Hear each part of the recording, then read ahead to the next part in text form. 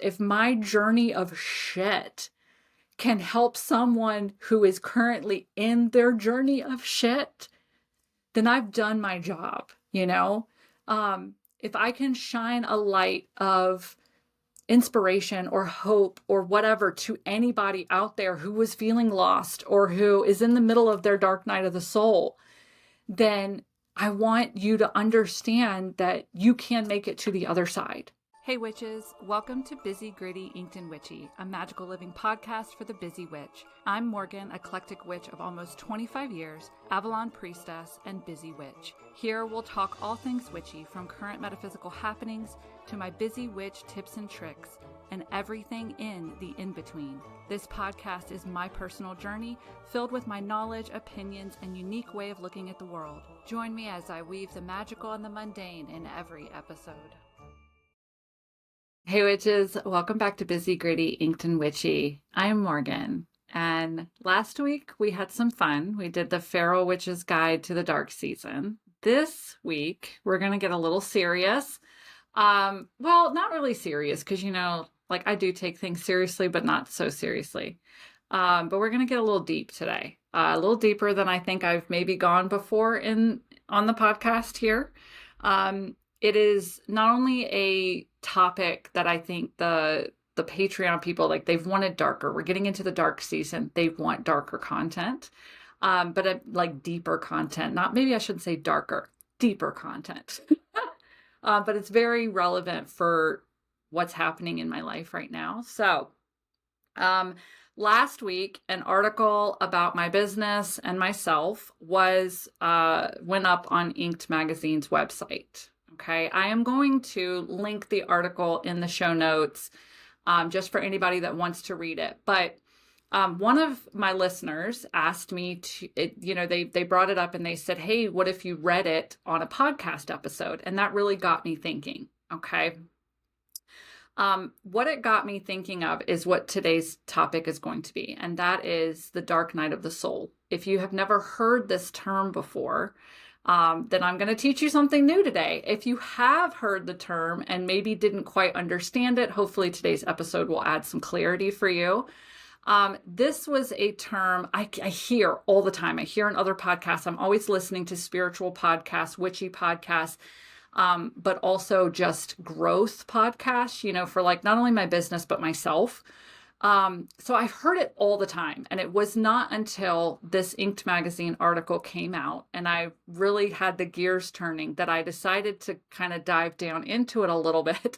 And I said, oh shit, that was my dark night of the soul, because I've heard the term and I've been like, I think I've been through that, but have I really been through that? I don't know.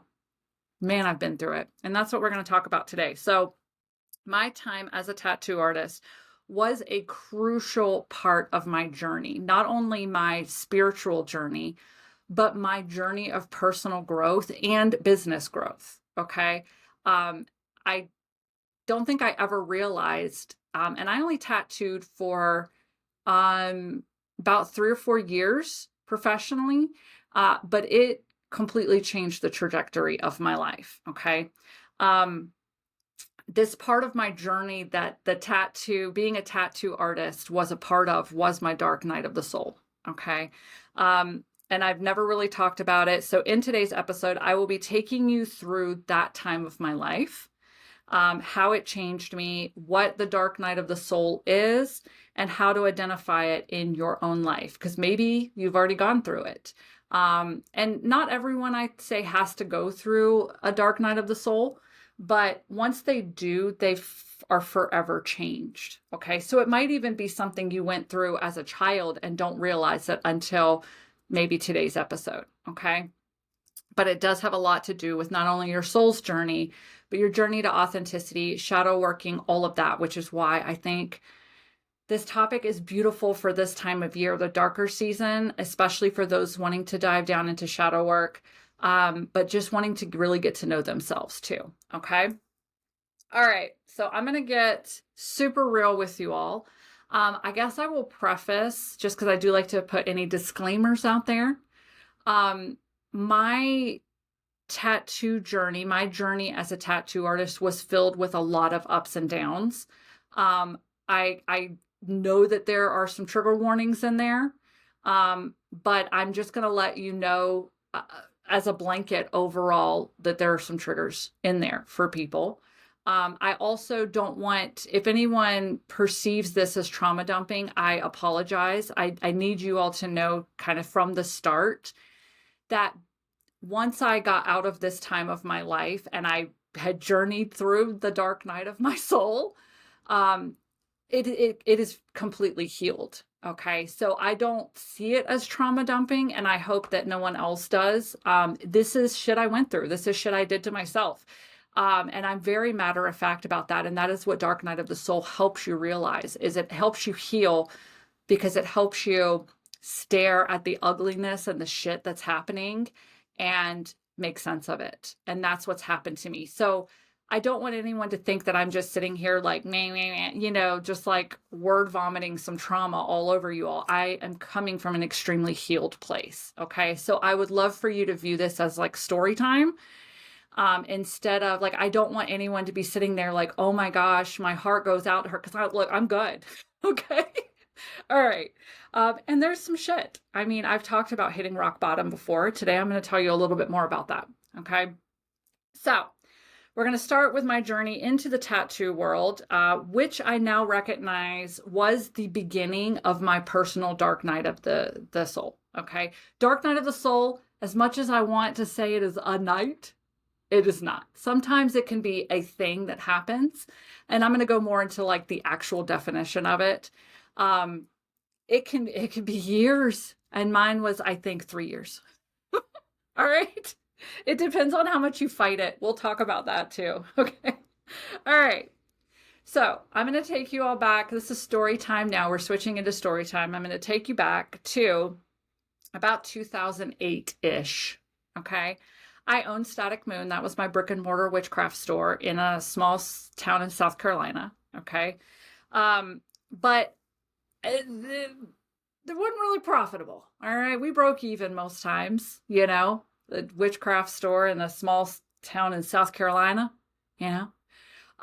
So I wanted to make a little bit of extra money, and I was doing other things. I was drawing tattoos for people because I'm also an artist, you know. So I happened to be at a tattoo shop going through some shit, just, you know, some internal shit. And I was sitting there with my sketchbook sketching, and one of the guys at the tattoo shop in Charleston said, hey, is that, you know, can I see your sketchbook? And I'm like, yeah, because I think I was drawing a tattoo for somebody, like a friend. And he said, these are really good. And I was like, thank you. And he's like, have you ever thought about being a tattoo artist? And I'm like, no. And he's like, you should. He's like, you know, we don't have a lot of women tattoo artists in the industry. He said, these drawings are good. He's like, you should become one. And kind of that planted that seed. So I started hitting a point in my life where I wanted to make more money. I wanted more stability. That's funny. That's really funny. That just hit me. I wanted more stability. And then the path led me to the dark night of my soul. Yeah. Anyway. So there was a new tattoo shop moving into town. They had just loosened up the tattoo laws in South Carolina. And so, or they just, no, tattooing had just been made legal in 2008, if I remember correctly. So there was a asshat, that's the name I'm going to use. There was an asshat in Columbia, South Carolina that decided to capitalize on it. He was a used car salesman and decided to capitalize on it and started opening up a whole chain of tattoo studios. In Columbia, Sumter got hit, which is the town that I lived in. Myrtle Beach got hit by him. I think he had a couple in Columbia. Just all over the place. Really started cashing in on it. And so I saw that this tattoo studio was opening up, and I went to him and I said, hey, how do I apprentice?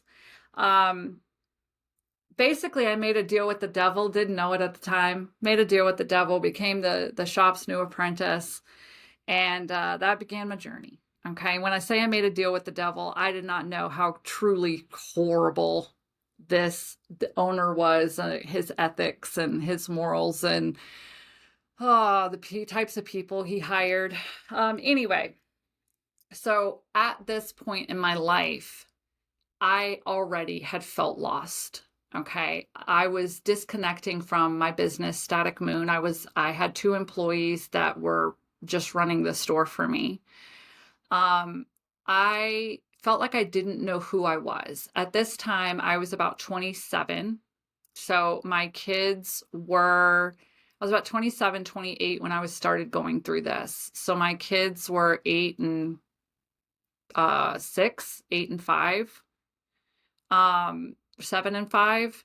So kind of young, but I really had lost, had gotten married at 18, and I went, 18, got married, 21, had my first kid, 23, had my second kid. And so I felt like I didn't know who I was outside of, wife and mother. And here I was like a business owner, but I really took that for granted. I wanted to be myself and I didn't know what that was. Okay. So I was already lost. And I also, because I owned the witchcraft store in the town, anybody that had spiritual things, like spiritual questionings, I was the person they came to. So I didn't really have anybody to go to. The internet was there, but it wasn't massive. We might have still had like Yahoo groups in 2008-ish. Yeah. So I decided to explore tattooing as a way of finding myself. And it just felt right to me. Okay. So the way that apprenticeship went at the time is I was given the choice of either paying $10,000 up front and starting on the apprentice shop thing that point forward, just, right there. Or you basically, which is what a lot of, I don't think this was the unethical part. I think this is actually how it is done sometimes. You basically became like, you washed the tattoo artist's tubes and sterilized them, and you mopped the floors and you worked your way to the 10,000. Okay, the $10,000, 10,000 hours, whatever, because I think you have to have 1,000 hours. Maybe that was body piercing. I don't remember. Anyway, so they would teach you how to tattoo while you were basically being the shop bitch. Okay, you were mopping floors, vacuuming, drawing the tattoo artist stencils out. You were doing whatever they needed of you. Okay. The next 3 years of my life, from 2008 to 2011, were the dark night of my soul. They were the worst years of my life ever. Looking back now, it's like when you're in it, you don't understand that you're in it, it's not until you can fully get out of something that you then look back and you go, oh shit, what was I doing? You're like, this is what my mom meant, my dad meant, my sister, my best friend, my other best friend. Like, this is what everybody meant. Like, oh my God, how did I not see it? Okay. So I was so lost once I got into the tattoo community. I was so lost that I walked away from my marriage. I became a full-time tattoo artist, part-time mom. Colin and I split custody of the kids. I have my own apartment. I started dating one of the guys I worked with at the tattoo shop, if you could call it dating. And that relationship was extremely toxic. That's one of those things that you don't understand until you get out, that the roller coaster, the extreme roller coaster, the extreme lows were not worth the extreme highs.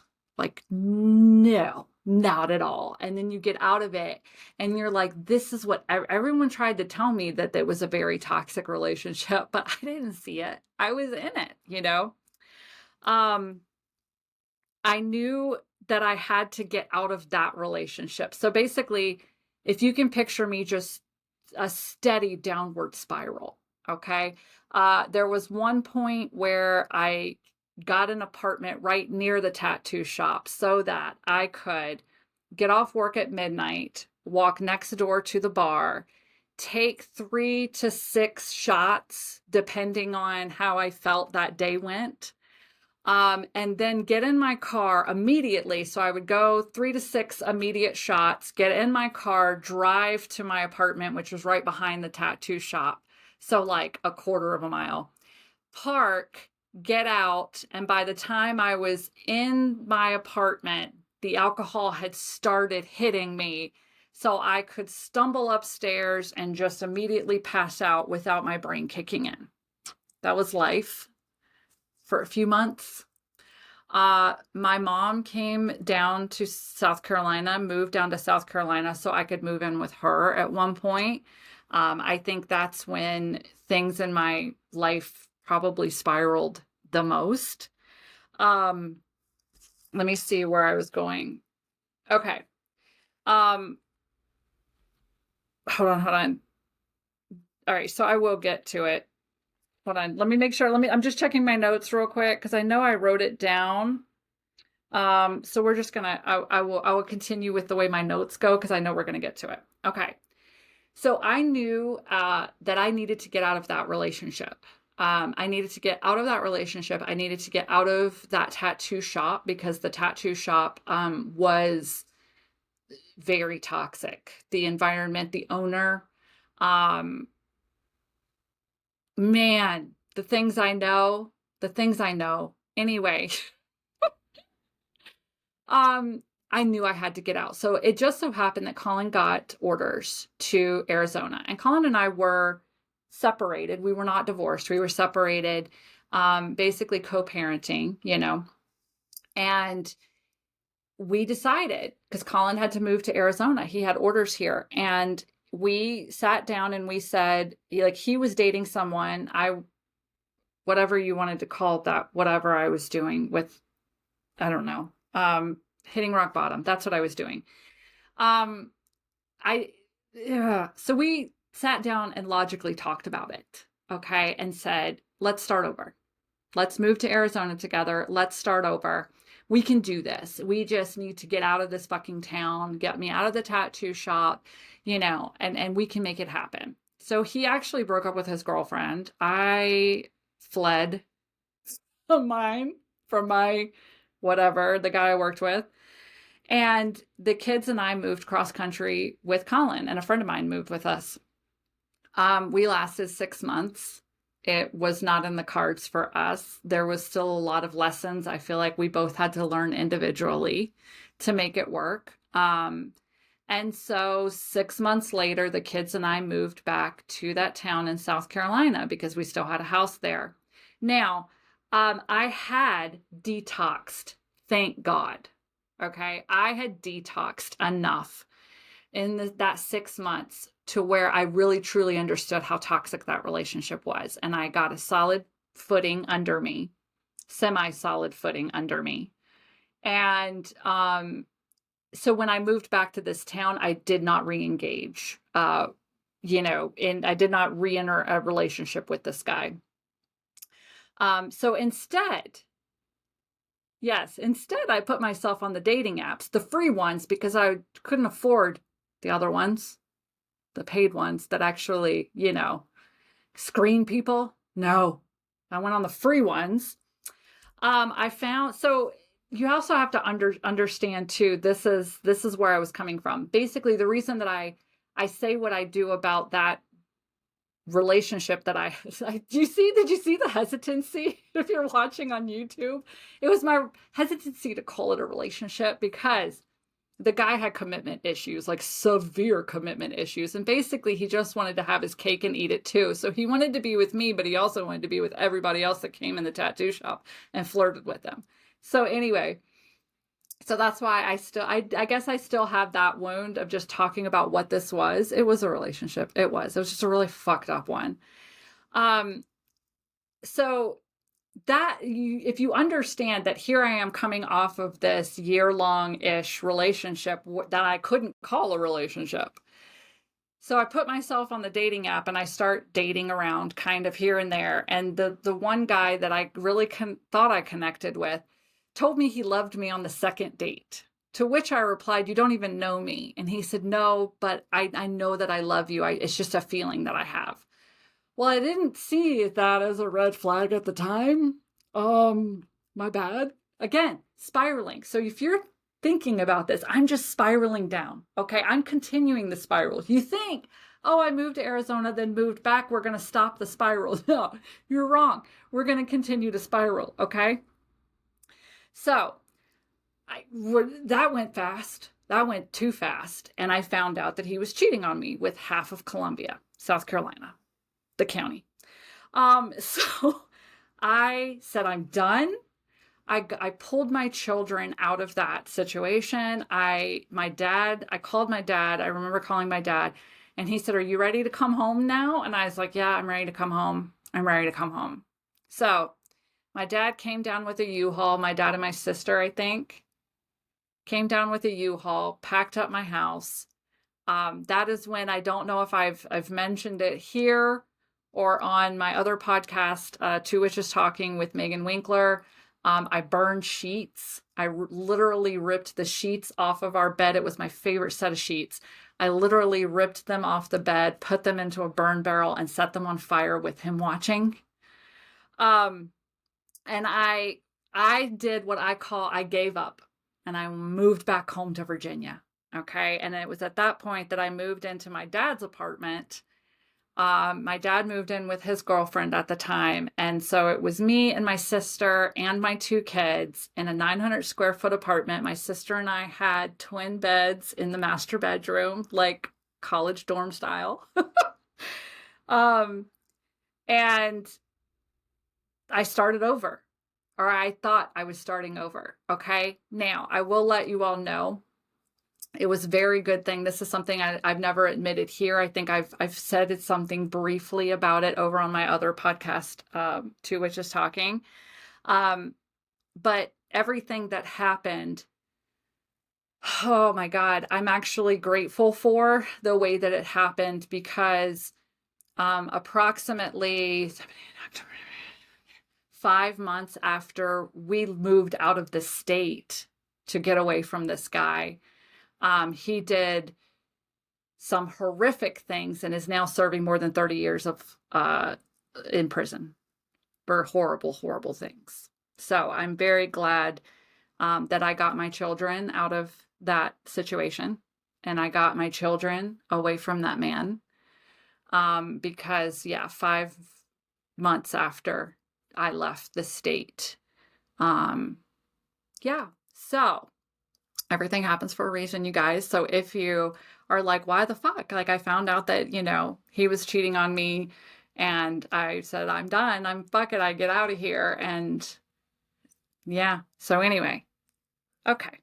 So all of this, you guys, all of this is part of my dark night of the soul. Okay. This is when it hit the hardest. Okay. This is when the transformation occurs. Okay. So before we move on, I do want to let you all know, just like I said before, I have healed from all of this, and I can talk openly and matter-of-factly about this because of what I went through and because of the shadow working I did from my dark night of the soul. Okay. I also want everyone to know too, that like my 3 years, tattooing, fucking spiraling, it wasn't all doom and gloom. When I was a tattoo artist, and I was a tattoo artist in both South Carolina and Virginia, when I moved up to Virginia, I had actually just transferred. I was working at Sears Portrait Studio at the time. So they transferred me from the Sears Portrait Studio I was working on to one in Richmond. And I started working there. And then my dad had kind of gotten in, he already gone in and talked to somebody at a tattoo shop that was up the road. And so I ended up tattooing again, in a very amazing environment, supportive, not toxic. There were other women there. It was beautiful.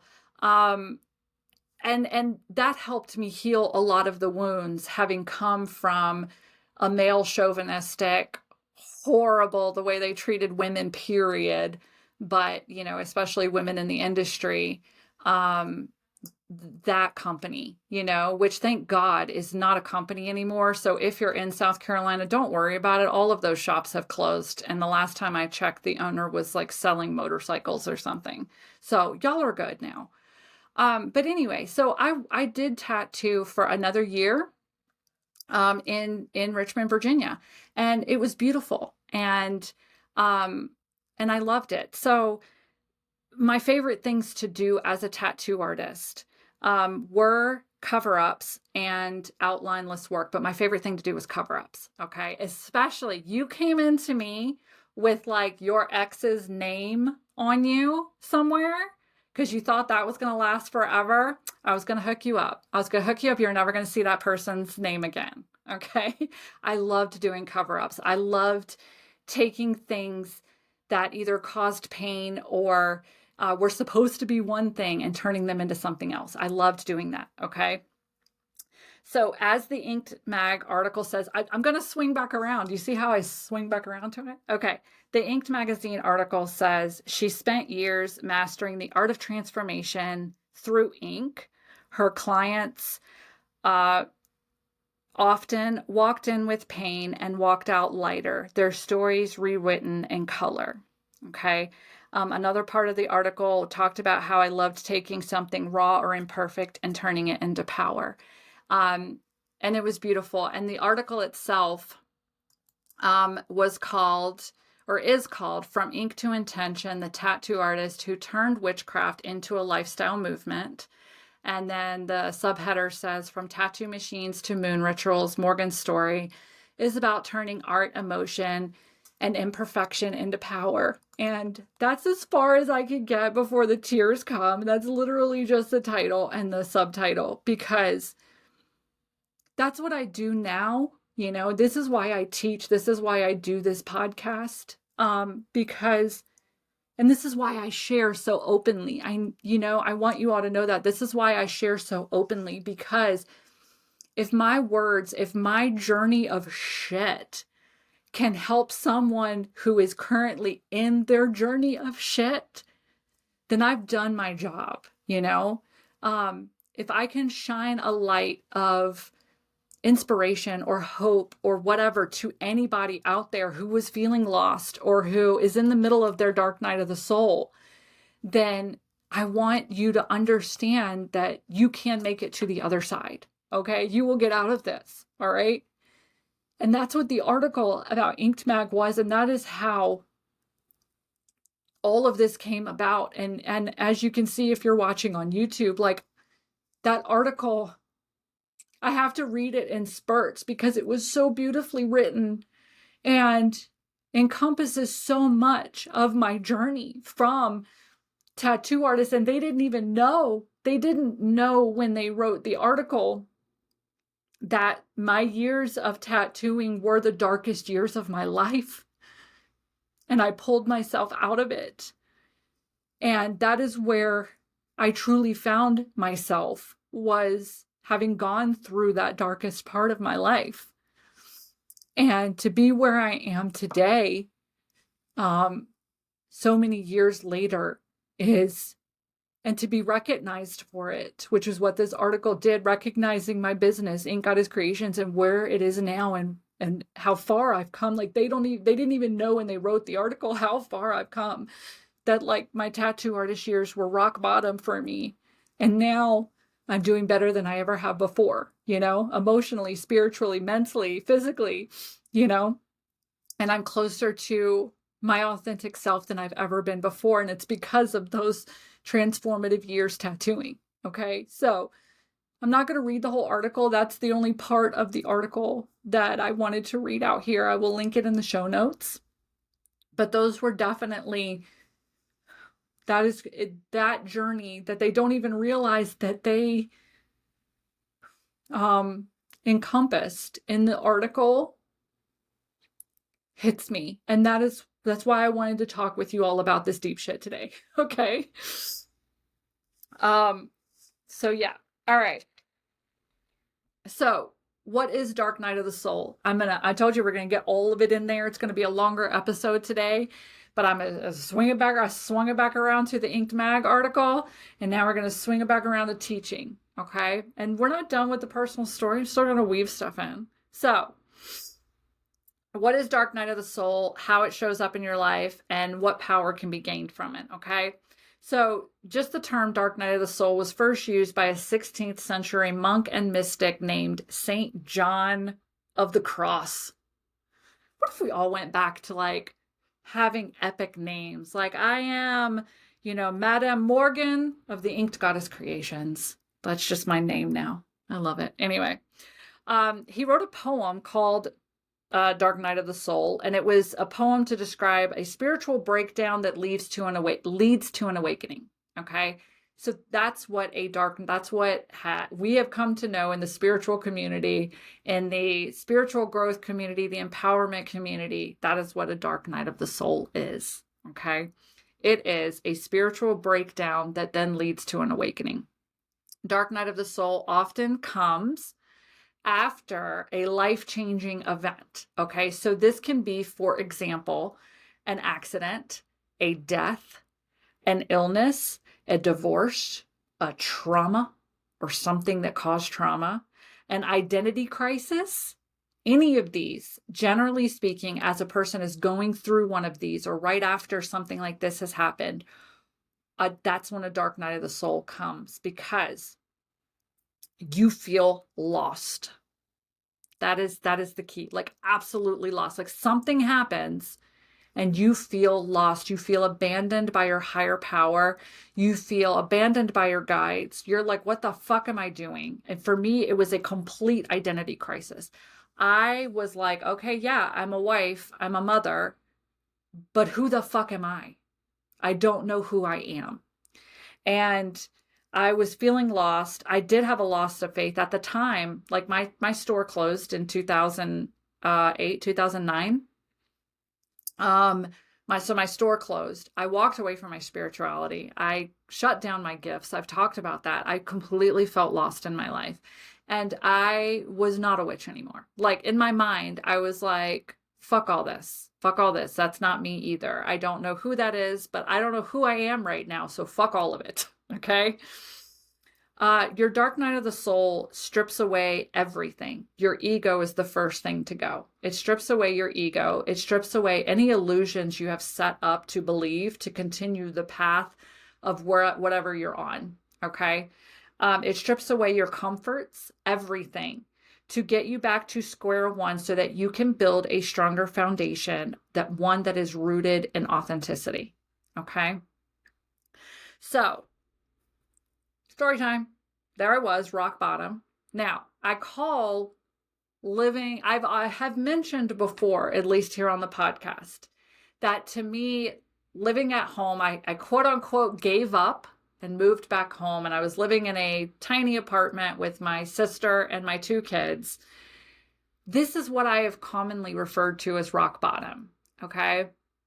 And this was the moment that I hit rock bottom, and I had to truly look at myself to see what the fuck I had done to my life. That is the dark night of the soul. That is the moment. Okay. Now, you can argue I hit rock bottom numerous times over the 3 years that I was tattooing. Okay. Numerous times. And this is where there's a slight trigger warning of just how bad my rock bottom got. So I don't know how, fast forward a little bit if you don't want to hear it, or if you're like, oh, good juicy tea stuff. Yeah, you're getting it now.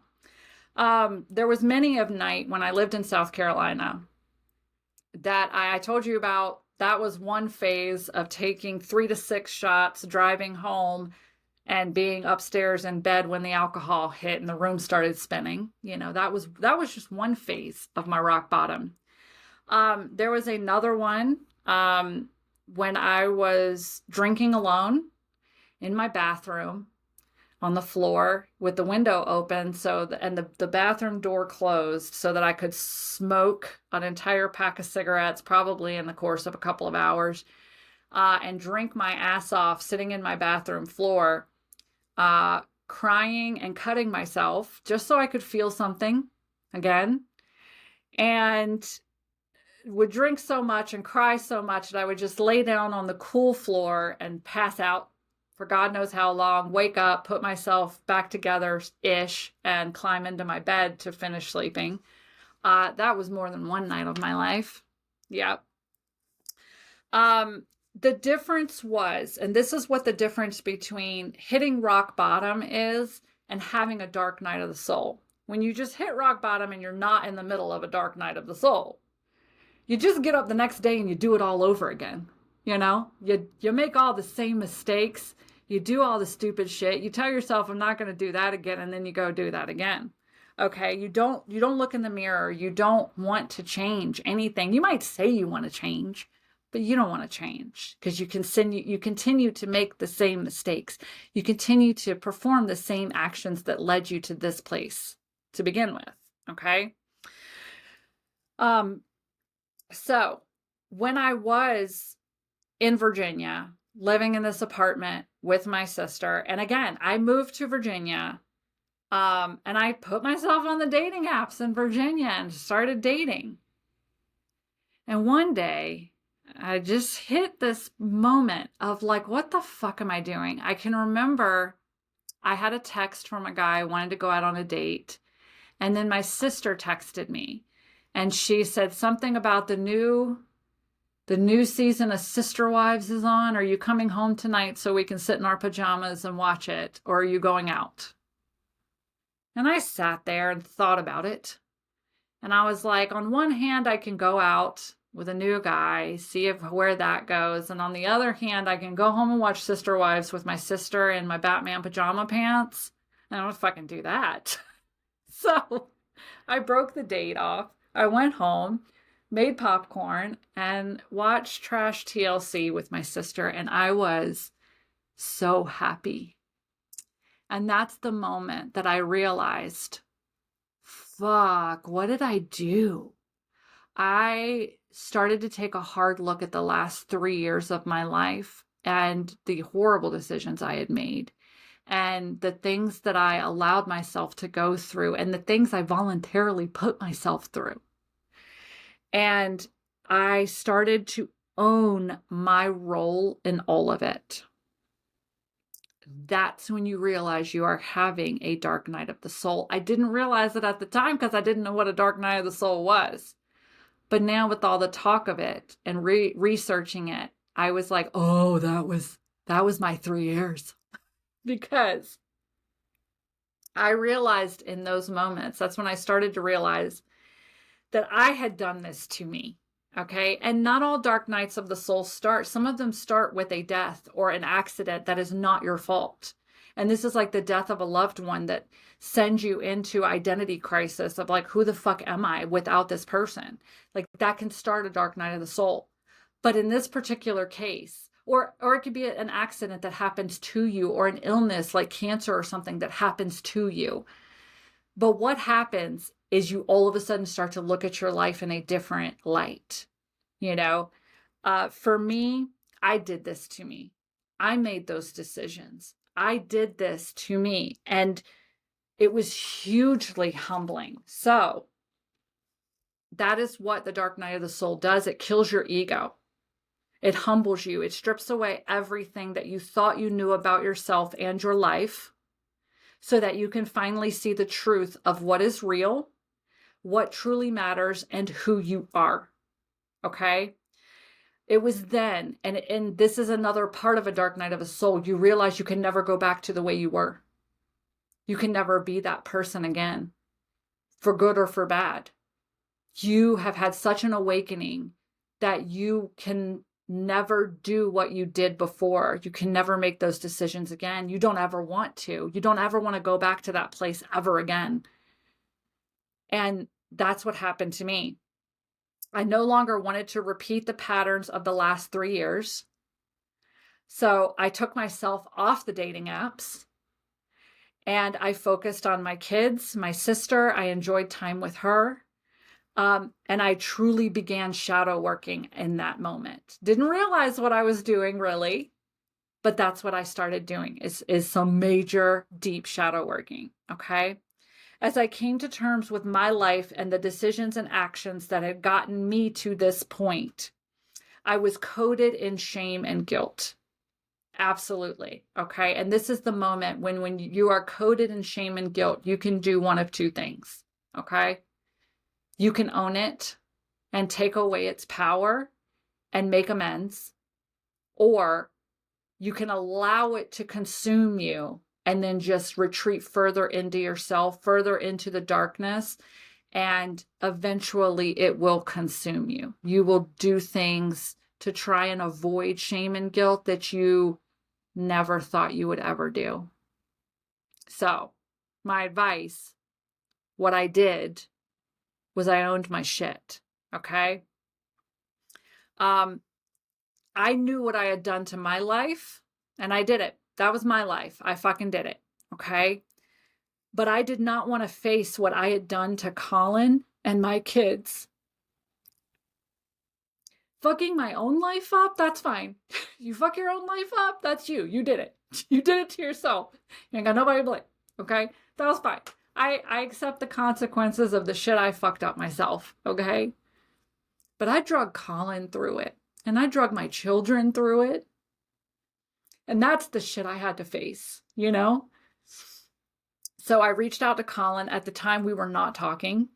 We were not talking. And I reached out to Colin and I apologized to him for what, and truly from the depths of my soul, apologized to him for what I had put our family through. And I said, I know I can never make it right to you, but I need you to know how sorry I am. I am so sorry.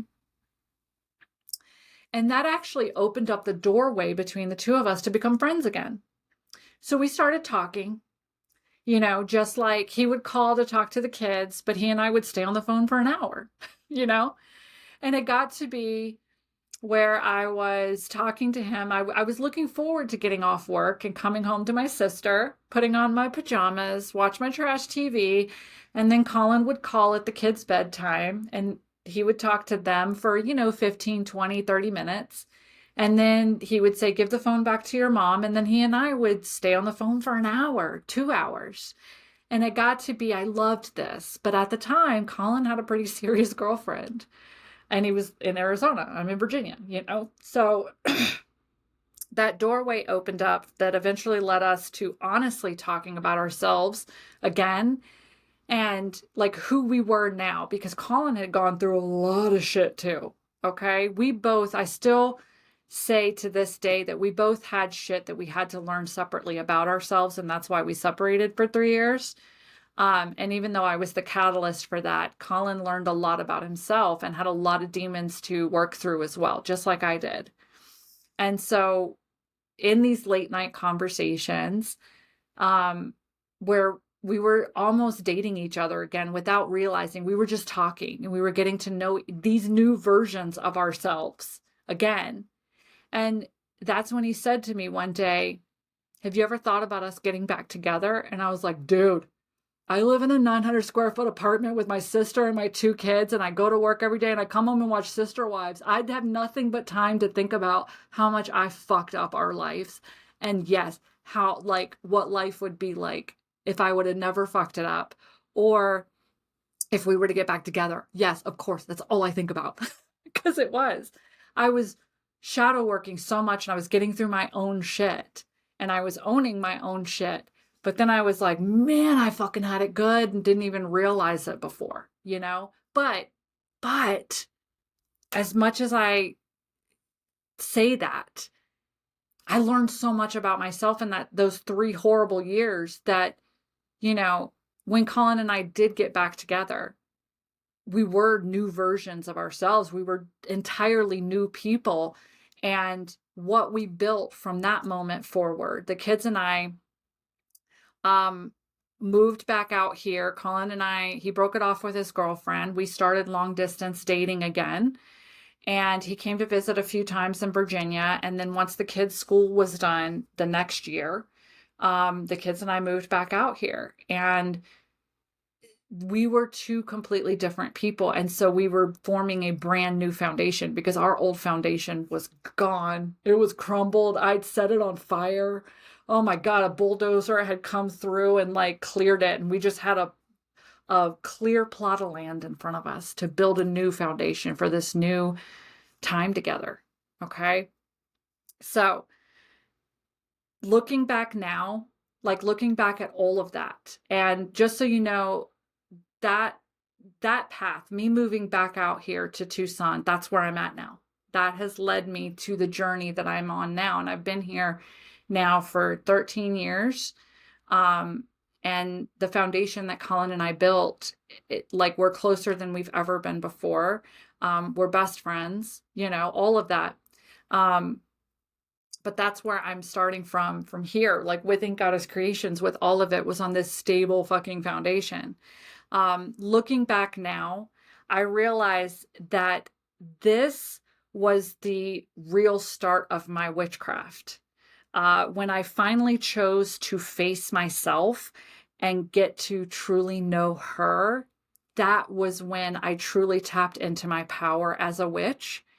And that spark for me was reignited for my spirituality, for life, for this path that I'm on now, this path that I started 13 years ago. That was the start of my real deep witchcraft. Like I performed spells before. Yeah, I did rituals before. I had beliefs before. Um, some that survived and bloomed so beautifully in this new version of me. Some beliefs crumbled away, you know?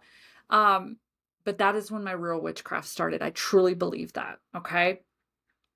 So maybe as I've talked today, you've recognized a dark night of the soul in your own life. Maybe not. Maybe you haven't gone through one, and maybe you never will. Maybe in this life, you won't have to go through that, you know? But just to give some more signs of a dark night of the soul, you feel completely disconnected from yourself, your life, or your path. You feel lost, unseen, or like you're falling apart. You have deep wounds that resurface, or old patterns start replaying over and over and over again on repeat in your life because you're not learning the lesson, you're not moving forward. Okay. This is different from depression. Okay. With depression, as someone who has major depressive disorder as a diagnosis in their repertoire, this is different from depression. So depression has an empty feeling with no hope. You know, you're like, fuck it. There's nothing ahead. Whereas a dark night of the soul, something keeps you moving forward because you either know that you're a part of a bigger picture or you know that the answer is out there. Okay? With depression, you just have that hopelessness. Hold on, changing pages. So that's how if you're feeling like this right now, but it could be depression, is if you don't have any signs in there that there's hope in the future, okay, or there aren't answers out there for you, okay. But the biggest thing is feeling like you're part of a bigger picture, because if you feel like you're a part of a bigger picture and then all of a sudden something happens that rips you away from that and you feel so lost, it's the regaining of understanding that something else bigger than you is going on that makes you realize that, you know, you're going to get through it eventually. Okay. So what do you do? To get through a dark night of the soul, you shadow work. I know I mean, there's a lot of other things you could do. But the main one is shadow working. Okay. You need to face those ugly parts of yourself, own your actions, whether it's ones that got you to where you are or your future actions. And this is where, if something happened to you, like the death of a significant other or a family member, or an accident happened to you, or a cancer diagnosis, or something happened to you, this is where you have a decision of how you move forward from that. And so if you're in a dark night of the soul, you either need to look at how your actions got you here, which was me, that's what I had to do, or you look at yourself from that moment forward.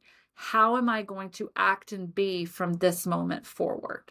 Okay. And if you did like me, you decided to spiral yourself and you have an identity crisis and you're like, well, shit, these steps got me here, you still have a decision to make of how you're going to be moving forward. Okay. You heal, you take the power away from it, whatever it is, you take your power back from it and you put that power back for yourself. Okay? That's how you go through a dark night of the soul. And like I said, it's not a night. Unfortunately, I'm so sorry. It could be maybe if you have like a really, really, really bad night. For me, it was 3 years. I had 3 years of a dark night of the soul because I refused to see it.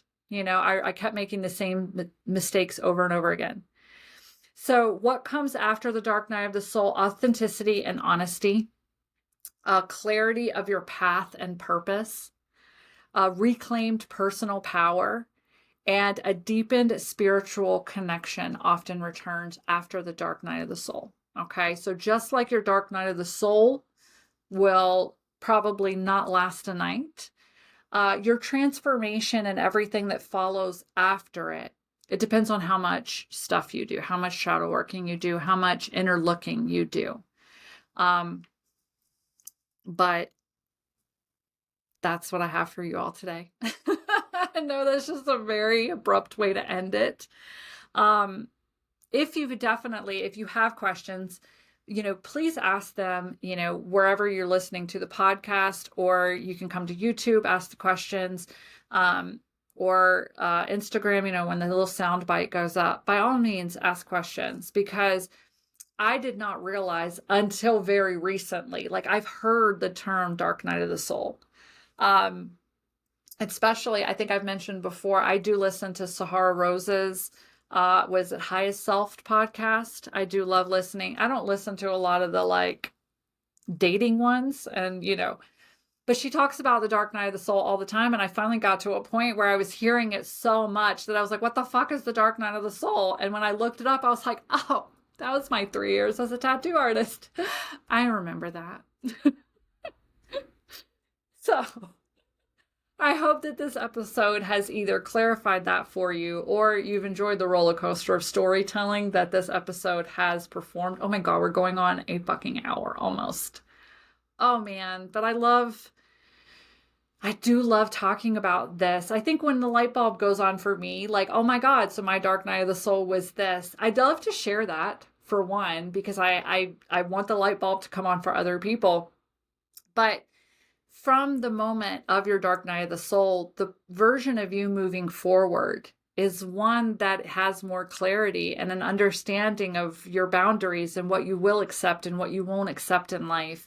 And for us witches, it's coming together for more powerful magic and being your authentic self. And all of that is beautiful. And the road there might be covered in shit, but the end result is beautiful. And it's an ever evolving thing too. I love finding out new stuff about myself every single day, because I know that since then I have been one step closer. Every day is one step closer to me being myself in front of everyone, and just being my authentic self all the time. So it started with my tattoo journey. It started years before that, but that was my dark night of the soul. That was my turning point in my life. A huge one for me, So our Patreon bonus content for this week are just a few more tips and practices to help you move through your dark night of the soul. If you find yourself in one, or if you realize you had one, just to make sure you kind of got all the way through it. So you can head to patreon.com/inkedgoddesscreations to sign up. The bottom tier, it's a paid tier, but the paid tiers get you the bonus content. So the bottom one's just $5 a month. You also get a shout out on my podcast. So I want to thank V and Valerie for being new paid Patreon members. Thank you so much. Thank you for supporting me as a witchy content creator. So yeah, let me know what you all thought of this episode. If you enjoyed it, if you like the deeper episodes like this, if you had a light bulb moment, let me know any of it, please, on social media, YouTube, all of that. If you don't already, please like, share, subscribe, all of that, because then it lets the algorithm know that this content is awesome. And then it's like, we'll spread it out to other magically curious people just like you. So I want to thank you all for being here, for giving me a platform to share my story. And I will see you all next week. Bye.